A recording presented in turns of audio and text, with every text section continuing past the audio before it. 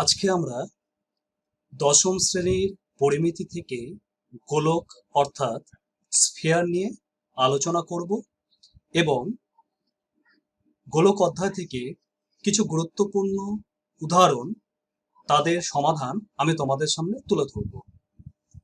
মূলত আমি এখানে চিত্রের মাধ্যমে দু প্রকারের গোলক দেখিয়েছি। একটি হলো নিরেট গোলক, অপরটি হলো ফাঁপা গোলক। নিরেট গোলক যেমন উদাহরণ হিসেবে বলা যেতে পারে টেনিস বল, কর্কেট বল অর্থাৎ ক্রিকেট খেলার যে কর্কেট বল হয়। আবার ফাঁপা গোলক হিসেবে বলা যেতে পারে ফুটবল খেলার বল অর্থাৎ ফুটবল। অর্থাৎ নিরেট গোলক হলো যে গোলকটির ভিতরে কোনো ফাঁপা অংশ থাকে না, সম্পূর্ণরূপে সেটির ভিতরে পদার্থ দ্বারা পরিপূর্ণ থাকে, সেটিকে আমরা নিরেট গোলক বলবো। অপরদিকে ফাঁপা গোলক যেমন ফুটবলের ভিতরে আমরা হাওয়া দিয়ে সেটিকে ফুলিয়ে বড় করে রাখি, কিন্তু হাওয়াটিকে আমরা বের করে নিলে সেটি চুপসে যায়, তাহলে এটিকে আমরা একটা ফাঁপা গোলক বলতে পারি। তো এখানে মূলত আমি নিরেট গোলক, ফাঁপা গোলক, নিরেট অর্ধগোলক এবং ফাঁপা অর্ধগোলক নিয়ে বিশদে আলোচনা করব। গোলক কাকে বলে? কোন অর্ধবৃত্তের ব্যাসকে অক্ষ করে অর্ধবৃত্তটিকে ব্যাসের চারিদিকে কোন অর্ধবৃত্তের ব্যাসকে একটা অর্ধবৃত্ত, ধরা যাক এই যে আমি বৃত্তটি এখানে দেখাচ্ছি ছবিতে, এটির অর্ধেক অংশ অর্থাৎ এই অংশটিকে বা এই উপরের অংশটিকে তোমরা ধরতে পারো, এটিকে বা এই অর্ধবৃত্তের যে ব্যাসটি আছে এই যে নীল অংশ দ্বারা বা নীল রেখা দ্বারা যেটিকে দেখানো হচ্ছে, সেটিকে আমি অক্ষ করে এই অর্ধবৃত্তটিকে যদি আমি একবারে গোল করে ঘুরিয়ে দিই বা লাটুর মতন ঘোরাই, তাহলে যে জ্যামিতিক ঘনবস্তু উৎপাদন হবে বা যে জ্যামিতিক ঘনবস্তু তৈরি হবে তাকে আমরা গোলক বলতে পারি। এখন গোলকের চারপাশে একটি মাত্রই তল আছে, তাই আমরা বলবো যে গোলকের একটি মাত্রই বক্রতল দ্বারা গঠিত, অর্থাৎ গোলকের মোট তলের সংখ্যা 1। অর্ধবৃত্তের কেন্দ্রই হলো, ছবিতে এই অংশটি, অর্ধবৃত্তের কেন্দ্রই হলো গোলকের কেন্দ্র এবং অর্ধবৃত্তের যে ব্যাসার্ধ সেটি হলো আমাদের গোলকের ব্যাসার্ধ। এটা হলো একটা নিরেট গোলক। অর্ধগোলক কাকে বলে? কোন অর্ধবৃত্তের ব্যাসকে অক্ষ করে অর্ধবৃত্তটিকে 180 ডিগ্রি আবর্তন করালে, অর্থাৎ এক্ষেত্রে আমরা পুরো 360 ডিগ্রি ঘুরিয়েছি, পুরো 360 ডিগ্রি ঘোরানোর জন্য যে ঘনবস্তু তৈরি হয়েছিল সেটিকে আমরা বলছি একটি গোলক। কিন্তু আমি যদি 360 ডিগ্রি না ঘুরিয়ে 180 ডিগ্রি পর্যন্ত ঘুরাই, তাহলে আমরা গোলক পাবো না, অর্ধেক গোলক পাবো, তাই সেটিকে আমরা বলবো অর্ধগোলক বা হেমিস্ফিয়ার। অর্ধগোলকে একটি বক্রতল থাকে, যেটি গোলতল সেটি হলো বক্রতল, আর যেটি সমান থাকবে সেটি হলো একটি সমতল। তাহলে একটি গোলতল থাকবে, একটি সমতল থাকবে। যেমন মনে করো আমাদের বাড়িতে যে আমরা বাটি ব্যবহার করি বা আমরা রান্না করার জন্য যে কড়াই ব্যবহার করি, এগুলো সব হলো অর্ধগোলকের উদাহরণ। তার একটি গোলতল থাকে আর একটি নিচে সমতল থাকে, সমতলটি একটি বৃত্ত হয়। তাহলে অর্ধগোলকের ক্ষেত্রে তার বক্রতল একটি হবে এবং তার ভূমিটা একটি বৃত্ত হবে। আবার অর্ধবৃত্তের কেন্দ্রই অর্ধগোলকের কেন্দ্র এবং অর্ধবৃত্তের ব্যাসার্ধই অর্ধগোলকের ব্যাসার্ধ। তো এখানে আমি একটি টেনিস বল দেখিয়েছি, এটি একটি নিরেট গোলকের উদাহরণ। তাহলে আমাদের এই ছবিতে দেখো ভালো করে, আমাদের এটি হলো একটি নিরেট গোলক, যার এটি হলো ব্যাস এবং এগুলি হলো ব্যাসার্ধ, অর্থাৎ ব্যাসের অর্ধেক হলো ব্যাসার্ধ, এটি হলো গোলকের কেন্দ্র। এটি একটি ফাঁপা গোলক আমি দেখানোর চেষ্টা করেছি। এই অংশটি দ্বারা আমি বোঝানোর চেষ্টা করেছি যে ভিতরের অংশটি ফাঁকা রয়েছে, অর্থাৎ এটি দুটি ব্যাসার্ধ থাকবে। একটি হবে অন্তর ব্যাসার্ধ, অর্থাৎ ভিতরের যে বৃত্তটি রয়েছে তার ব্যাসার্ধ হচ্ছে গোলকের অন্তর ব্যাসার্ধ, যেটিকে আমি ছোট হাতের আর দ্বারা চিহ্নিত করছি। আরেকটি হবে গোলকটির বাইরের ব্যাসার্ধ বা বহির ব্যাসার্ধ, যেটিকে আমরা বড় হাতের আর দ্বারা চিহ্নিত করছি। বাইরের ব্যাসার্ধ এবং অন্তর ব্যাসার্ধের যে অন্তর অর্থাৎ বিয়োগফল, সেটি হলো ক্যাপিটাল আর মাইনাস স্মল আর, সেটি হলো এই গোলকটি কতটুকু পুরু সেটি বোঝানোর জন্য। এবার দেখো একটি নিরেট অর্ধগোলক কেমন হবে? গোলকটিকে যদি আমি একদম মাঝ বরাবর কেটে দিই তাহলে আমি দুটো নিরেট অর্ধগোলক পাবো। ঠিক তেমনই ভাবে আমি একটি ফাঁপা গোলককে একদম ব্যাসার্ধ বরাবর যদি কেটে দিই তাহলে আমি দুটো অর্ধগোলক পাবো। এই ক্ষেত্রে এটি হলো একটি নিরেট অর্ধগোলকের ভিতরটি সম্পূর্ণরূপে পরিপূর্ণ পদার্থ দ্বারা কোনো ফাঁপা বা ফাঁকা অংশ নেই। তাহলে এর একটি মাত্র ব্যাসার্ধ থাকবে, যেটি হলো আর, এবং এই বিন্দুটি হলো বৃত্তটির বা অর্ধবৃত্তটি বা অর্ধগোলকটির কেন্দ্র। অপরদিকে এটি হলো একটি ফাঁপা অর্ধগোলক বা হলো হেমিস্ফিয়ার। তো এটির বহির ব্যাসার্ধ হবে বড় হাতের আর এবং এটির অন্তর ব্যাসার্ধ হবে ছোট হাতের আর, এবং এই যে ইয়েলো লাইনটি তোমাদেরকে দেখাচ্ছি এটি হলো বহির ব্যাসার্ধ ক্যাপিটাল আর মাইনাস অন্তর ব্যাসার্ধ ছোট হাতের আর, অর্থাৎ এই যে গোলকটি কতটা পুরু সেটা বোঝানোর জন্য দেখানো হলো। তাহলে মোটামুটি ভাবে আমরা একটা নিরেট গোলক কেমন হয় দেখতে, তার বহির ব্যাসার্ধ বা তার ব্যাসার্ধ, তার কেন্দ্র। একটি ফাঁপা গোলক কেমন হয় দেখতে, তার বহির ব্যাসার্ধ, তার অন্তর ব্যাসার্ধ, সে কতটা পুরু। তার উদাহরণ টেনিস বল, ফাঁপা গোলকের ক্ষেত্রে উদাহরণ হবে ফুটবল, অর্ধগোলকের ক্ষেত্রে সেটি যদি ফাঁপা হয় তাহলে বাড়িতে ব্যবহৃত কড়াই, হাঁড়ি, এগুলো হলো সব আমাদের অর্ধ ফাঁপা গোলকের উদাহরণ। এবার সূত্রতে আসা যায়। নিরেট গোলকের ক্ষেত্রে বা সলিড স্ফিয়ারের ক্ষেত্রে গোলকের ব্যাসার্ধকে ধরি আর, আর আমরা জানি ব্যাস হয় ব্যাসার্ধের দ্বিগুণ। তাহলে গোলকের ব্যাস সমান সমান 2r একক, গোলকের ব্যাস সমান সমান 2r একক। তাহলে গোলকের বক্রতল বা সমগ্রতলের ক্ষেত্রফল, এই জায়গাটি একটু বিশেষভাবে মনে রাখবে যে গোলকের ক্ষেত্রে তার বক্রতল এবং সমতল একই। গোলকের ক্ষেত্রে তার বক্রতল বা সমতল কিন্তু একই জিনিস, অর্থাৎ গোলকের মোট তলের সংখ্যা হবে 1। তাহলে গোলকের বক্রতল বা সমগ্রতলের ক্ষেত্রফল হলো 4πr² বর্গ একক, কারণ আমি আগেই বলেছি যে ক্ষেত্রফলের ক্ষেত্রে আমরা বর্গ একক ব্যবহার করি। গোলকের আয়তন বা ঘনফল 4/3πr³ ঘন একক। গোলকের আয়তন বা ঘনফল হলো 4/3πr³ ঘন। এবার ফাঁপা গোলকে আসা যাক। ধরি একটি ফাঁপা গোলকের অন্তর ব্যাসার্ধ ছোট হাতের আর এবং বহির ব্যাসার্ধ হলো বড় হাতের আর। তাহলে গোলকটি ক্যাপিটাল আর মাইনাস স্মল আর একক পুরু হবে, এবং ফাঁপা গোলকের যে ধাতুর আয়তন হবে সেটা হবে যে বাইরের যে গোলকটি আছে তার আয়তন মাইনাস ভিতরের যে ছোট গোলকটি আছে তার আয়তন। আবার বলছি, ফাঁপা গোলক তো আসলে দুটো গোলক না, যাদের কেন্দ্রটা সেম হয়। তাহলে বাইরের যে গোলকটি আছে তার আয়তন থেকে, অর্থাৎ 4/3πr³ থেকে ভিতরের যে গোলকটি আছে তার আয়তনকে যদি আমরা বাদ করে দিই, তাহলে যে অংশটি পড়ে থাকবে সেটি হবে ফাঁপা গোলকটি ধাতুর আয়তন, অর্থাৎ 4/3π কমন গেল, capital r³ minus small r³ ঘন একক, কারণ আয়তনের ক্ষেত্রে বা ঘনফলের ক্ষেত্রে একক হয় ঘন একক এবং ক্ষেত্রফলের ক্ষেত্রে একক হয় বর্গ একক। তাহলে নিরেট অর্ধগোলকে আসা যাক। এটি একটি নিরেট অর্ধগোলকের উদাহরণ। নিরেট অর্ধগোলকের ক্ষেত্রে আমরা দেখতে পাচ্ছি এটি হলো বক্রতল বা পার্শ্বতল হবে এবং সমগ্রতল হবে এটা প্লাস এই সমতলটি। তাহলে নিরেট অর্ধগোলকের আয়তন বা ঘনফল হবে একটি নিরেট গোলকের যে আয়তন বা ঘনফল তার ঠিক অর্ধেক, কারণ আমরা একটা নিরেট গোলককে যদি মাঝ বরাবর কেটে দিই তাহলে আমি দুটো অর্ধগোলক পাবো, তাই তো? আবার জয়েন করে দিলে একটি গোলক পাবো, কেটে দিলে আমি দুটো অর্ধগোলক পাবো। তাহলে এই গোটাটার যে আয়তনটা হবে ঠিক তার অর্ধেক আয়তন হবে অর্ধগোলকের আয়তন। তাহলে গোটার যদি 4/3πr³ হয় তাহলে অর্ধগোলকের আয়তন হবে হাফ ইন্টু 4/3πr³, অর্থাৎ 2/3πr³ ঘন একক। এবার নিরেট অর্ধগোলকের বক্রতলের ক্ষেত্রফলে আসা যাক। ঠিক আগের মতোই আমাদের যে নিরেট গোলকের বক্রতল ছিল সেটি হলো 4πr²। যেহেতু নিরেট গোলককে কাটার ফলে দুটো আমরা অর্ধগোলক পাচ্ছি, তাহলে নিরেট গোলকের যে সমগ্রতলের বা বক্রতলের ক্ষেত্রফল অর্ধগোলকের ক্ষেত্রে বক্রতলের ক্ষেত্রফল ঠিক তার অর্ধেক হবে, অর্থাৎ নিরেট গোলকের ক্ষেত্রে বক্রতলের ক্ষেত্রফল ছিল 4πr², অর্ধগোলকের ক্ষেত্রে তার অর্ধেক অর্থাৎ 2πr² বর্গ একক হবে।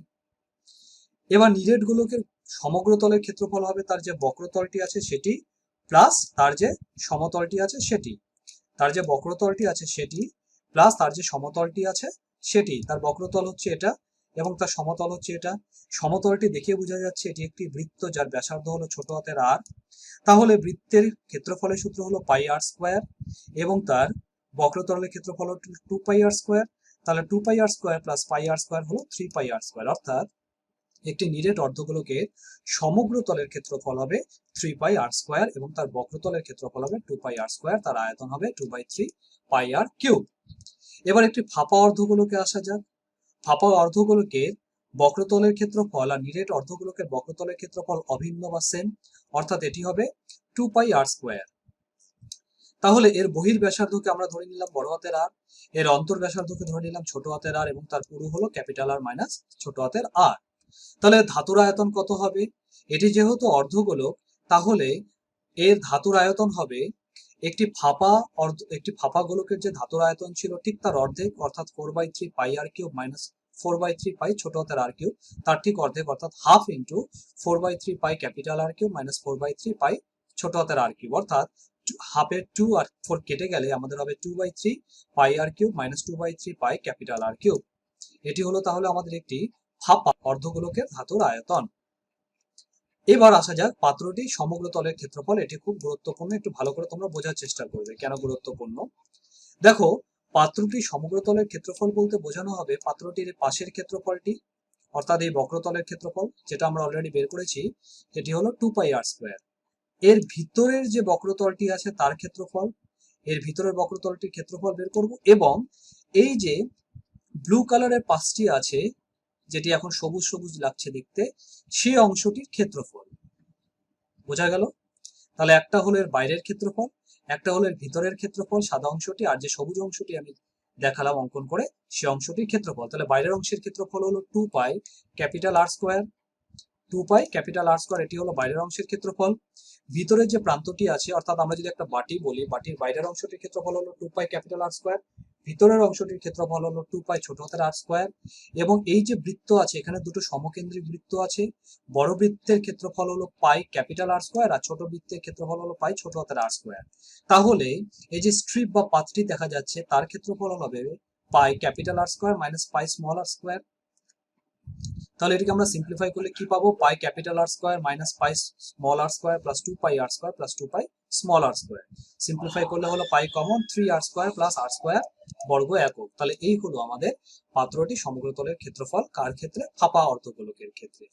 তো তোমাদের যেটা করতে হবে, আমি আমার প্রত্যেকটি ভিডিওতে বলে আসছি যে পরিমিতি ভালো করে করতে হলে পরিমিতি সূত্রগুলিকে আমাদের সবসময় একদম মুখস্থ করে রাখতে হবে। কখনোই আমরা যদি সূত্র ভুলে যাই তাহলে পরিমিতির অঙ্ক করতে পারবো না।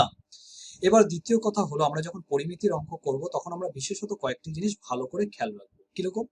প্রথম হলো যে আমরা যে অঙ্কগুলো রয়েছে সে অঙ্কগুলোতে যে এককগুলো রয়েছে সেগুলো সব কি সমান এককে আছে নাকি সেটা আমাদের ভালো করে আগে দেখতে হবে। যদি সমান একক না থাকে আমাদেরকে অবশ্যই প্রত্যেকটি এককে সম এককে পরিণত করতে হবে। এটি হলো আমাদের প্রথম কাজ। দ্বিতীয় কাজ, আমি একটু আগে বললাম যে পরিমিতির প্রত্যেকটি অধ্যায় সূত্রগুলি সম্পূর্ণরূপে মুখস্থ বা আরো ভালো করে বলে তটস্থ করে রাখতে হবে, অর্থাৎ ঠোঁটের আঘাতে যেন থাকে সূত্রগুলো, ভুললে চলবে না, তাহলে আমরা পরিমিতির অঙ্ক করতে পারবো না। কিন্তু আমি তোমাদেরকে আবার এটাও বলবো না যে তোমরা একদম চোখ বন্ধ করে মুখস্থ করো, তোমরা অবশ্যই বুঝে বুঝে ছবির উদাহরণ দিয়ে দিয়ে বোঝার চেষ্টা করবে, এবং খুব ভালো হয় আমার ভিডিওগুলো যদি বারবার করে তোমরা দেখো।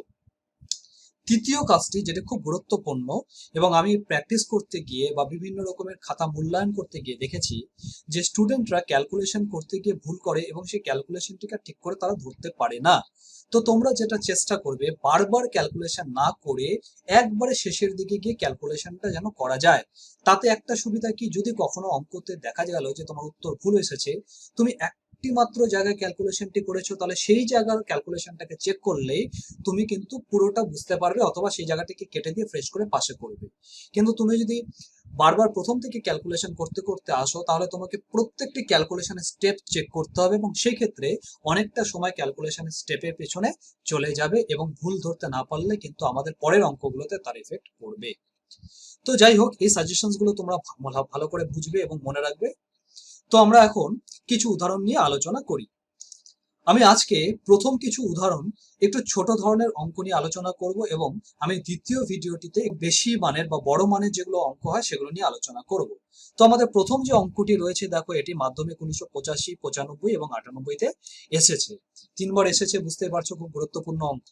তো এখানে বলেছে একটি গোলকের ঘনফল ও বক্রতলের ক্ষেত্রফলের সাংখ্যমান সমান। আমি আগের একটি ভিডিওতে বলেছিলাম যে সাংখ্যমান মানে হলো যে শুধুমাত্র সংখ্যাটা, সেক্ষেত্রে এককটি আমাদের আলোচনার বিষয় নয়। যেমন ঘনফলের ক্ষেত্রে একক হবে ঘন একক, আর বক্রতলের ক্ষেত্রফলের ক্ষেত্রে একক হবে বর্গ একক। কিন্তু আমরা যখন সাংখ্যমান নেব, শুধু সংখ্যাটা নিব, শেষের ঘন একক বা শেষের বর্গ এককটা আমরা আলোচনা করব না। তো বলেছে গোলকটির ব্যাসার্ধ কত। তো আমরা ধরি গোলকটির ব্যাসার্ধ আর, তাহলে ঘনফলের সূত্র কি আছে? 4/3 পাই আর কিউব, আমরা জানি। আর বক্রতলের ক্ষেত্রফলের সূত্র কি আছে? 4 পাই আর স্কোয়ার বর্গ একক। যেহেতু তাদের সাংখ্যমান সমান, তার মানে এই মানটা আর এই মানটা সমান হবে। আমরা এককগুলো কনসিডার করব না, অর্থাৎ প্রশ্নানুসারে 4/3 পাই আর কিউব সমান সমান 4 পাই আর স্কোয়ার। শুধুমাত্র দেখো আমি মানগুলো নিয়েছি যেহেতু সাংখ্যমান বলেছে।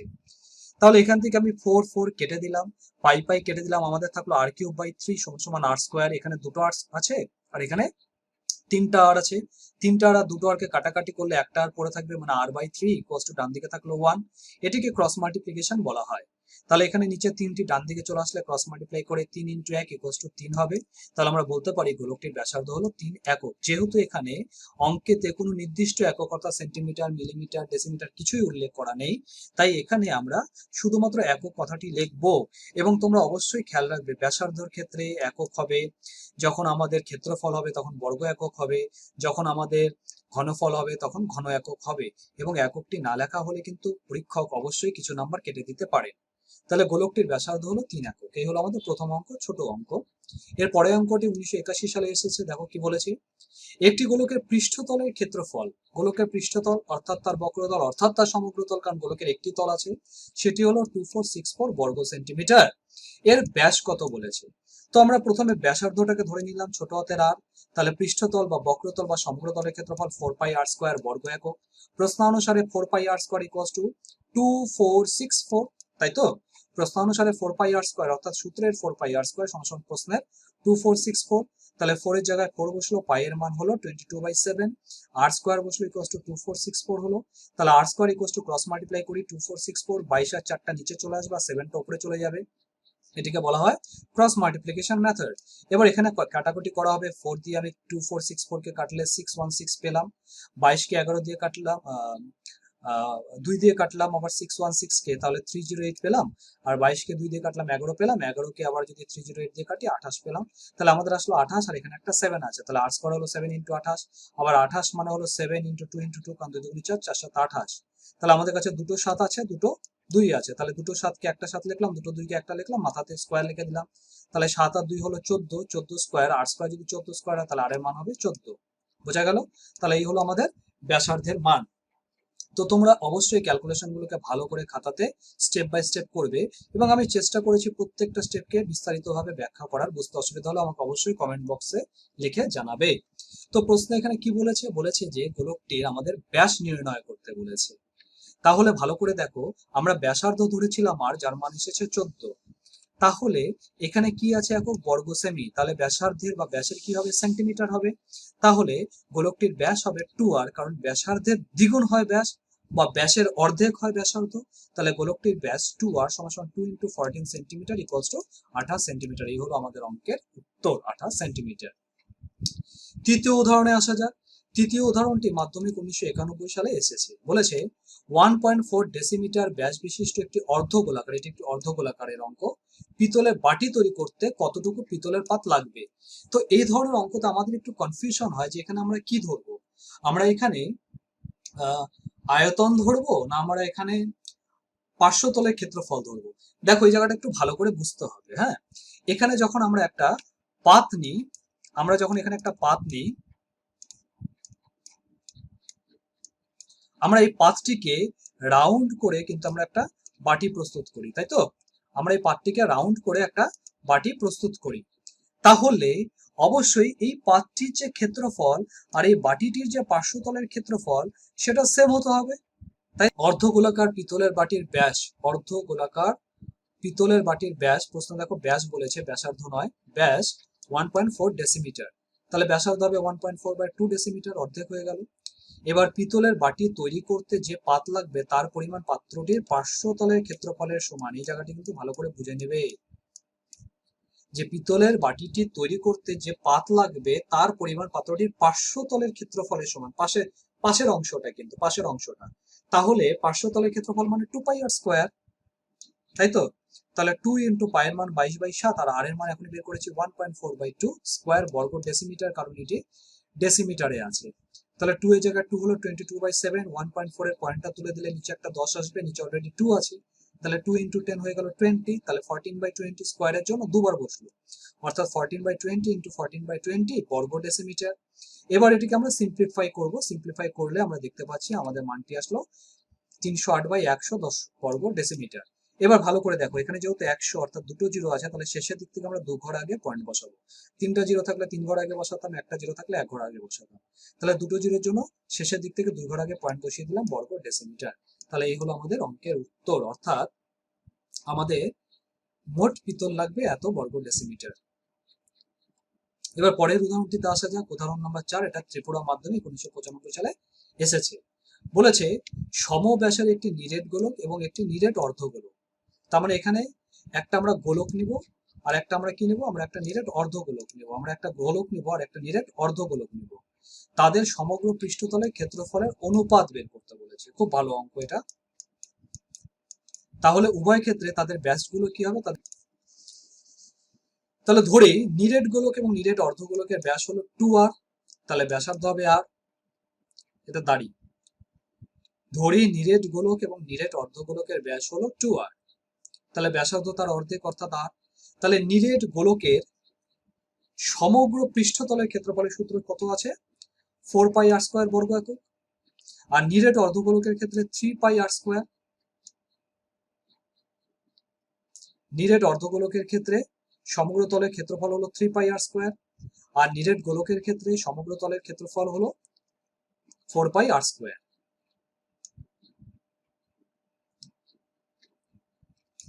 তাহলে নিরেট গোলকের সমগ্র পৃষ্ঠতলের ক্ষেত্রফল 4πr² এবং নিরেট অর্ধগোলকের পৃষ্ঠতলের ক্ষেত্রফল 3πr²। তাহলে তাদের ক্ষেত্রফলের অনুপাত 4πr²:3πr²। আমরা পাই পাই কেটে দিলাম, r² কেটে দিলাম, তাহলে পড়ে থাকলো 4r3। তাহলে উত্তর হলো 4:3। তাহলে এই হলো আমাদের সমব্যাসের একটি নিরেট গোলক এবং একটি অর্ধগোলকের পৃষ্ঠতলের ক্ষেত্রফলের অনুপাত 4:3। পরের উদাহরণটিতে আসা যাক, উদাহরণ নাম্বার 5। বলেছে একটি গোলকের পৃষ্ঠতল যত বর্গ একক এর ঘনফল তার দ্বিগুণ ঘন একক।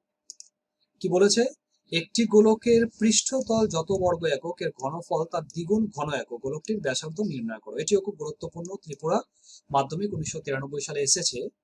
তো মনে করো গোলকটির ব্যাসার্ধ হচ্ছে r একক, তাহলে গোলকের পৃষ্ঠতলের ফর্মুলা কি, পৃষ্ঠতল হলো 4πr² বর্গ একক, আর ঘনফলের ফর্মুলা কি, 4/3πr³ একক। আমি বারবার বলছি তোমাদের কিন্তু এই সূত্রগুলোকে খুব ভালো করে মুখস্থ রাখতে হবে, নচেত কিন্তু পরিমিতি তোমরা ভালো করে করতে পারবে না। তাহলে ধরি গোলকটির ব্যাসার্ধ হলো r একক, তাহলে ধরি গোলকটির ব্যাসার্ধ হলো r একক, তাহলে পৃষ্ঠতলের ক্ষেত্রফলের সূত্র 4πr² বর্গ একক এবং এর ঘনফলের ক্ষেত্রফলের সূত্র হলো 4/3πr³ ঘন একক। এবার প্রশ্নে কি বলেছে, যে পৃষ্ঠতল যত বর্গ একক, এই পৃষ্ঠতল যত বর্গ একক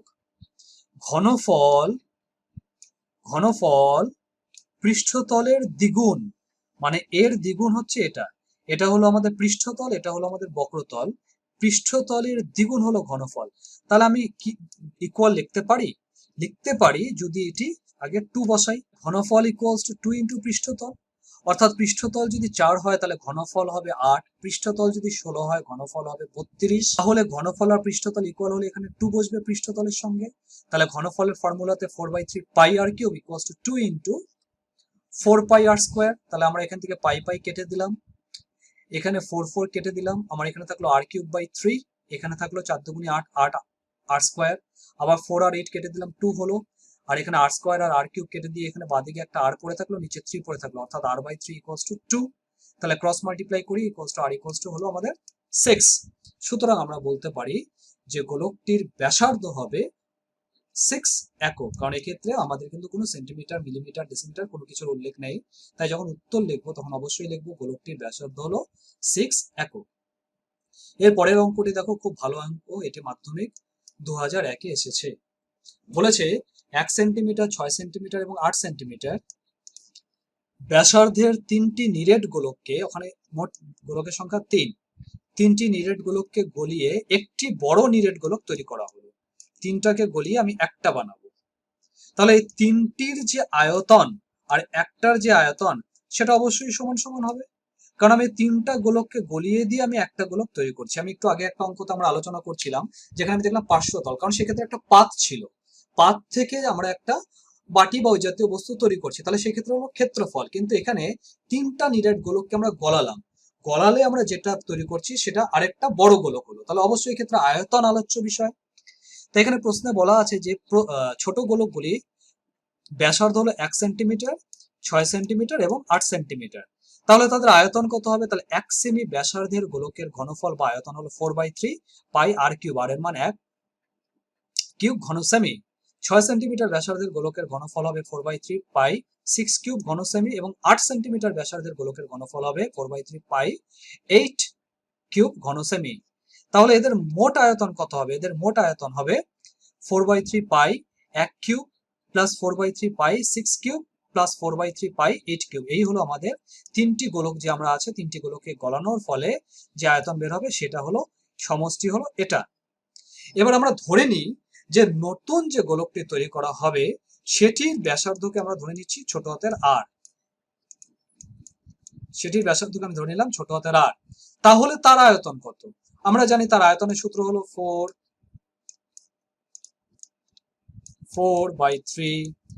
পাই আর কিউব, তাই তো?